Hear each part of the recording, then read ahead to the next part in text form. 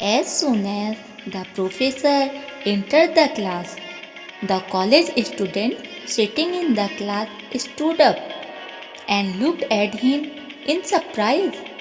Professor Sahab had three small bags in his hand, and behind him a peon of the college came to the class with a small gas cylinder, a stove with three burners, and three utensils. The students could not understand why the professor had come to the class with all this. Does he want to explain something? Before anyone could ask, the professor asked everyone to sit on their seat and said, "Dear student, today I want to explain something to you. Who among you is ready?" All the students sat together. "We are ready. But sir, what do you want to explain to us?" Then the professor said, "I will do an experiment in front of you, and later I will ask you some simple questions. You have to answer those questions. Only then will you be able to learn the life mantra for the experiment."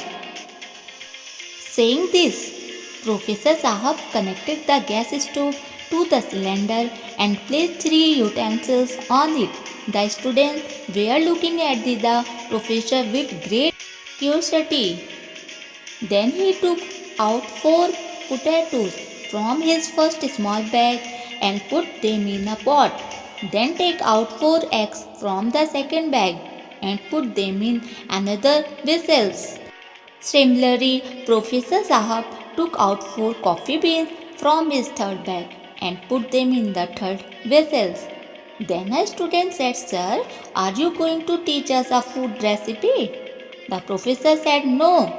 The professor said, "No, I am going to tell you a life lesson. You watch carefully." Then Professor Sahab poured equal amount of water in all three vessels and lit the gas. In no time the water started boiling and he potatoes, eggs and coffee kept in them all started boiling.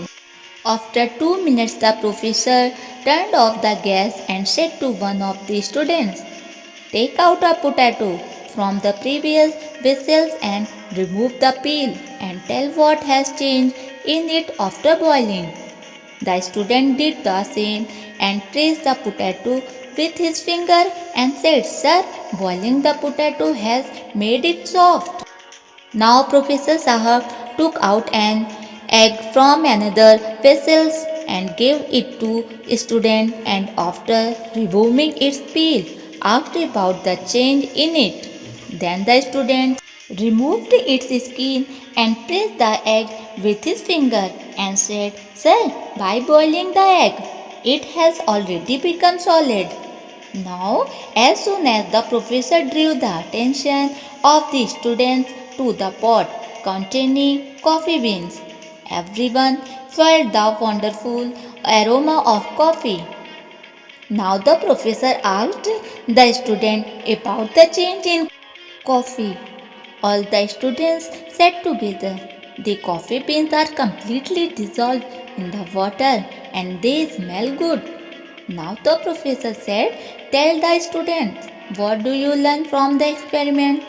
All the students looked at each other and started thinking slightly, "What can be learned from this experiment?"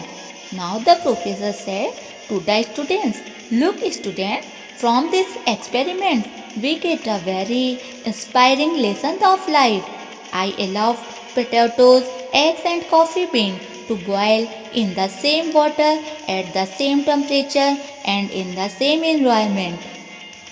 But even after mixing everything together, all three gave their different reactions. The potato became weaker by boiling. The egg became harder than ever after boiling. And the coffee beans after boiling absorbed all the water and spread their fragrance around in the atmosphere." Then a student said, "You are right, sir. But what moral do we get from this and who should we be like?" The professor said, "Students, most of us have got the same environment, same mind, and same opportunities, but some of us make ourselves weak by changing like potatoes.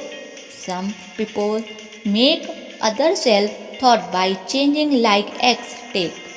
But there are some people who, by making good use of the opportunities in life, mix with their positive thinking every year, and thus ascent of success can be found everywhere can." All the students were very happy to hear this successful formula for life told by the professor. When the professor said, "So tell me, what do you want to be like?" All the students said together, "We have to be like coffee beans and smell the whole world with the fragrance of our good thoughts learned."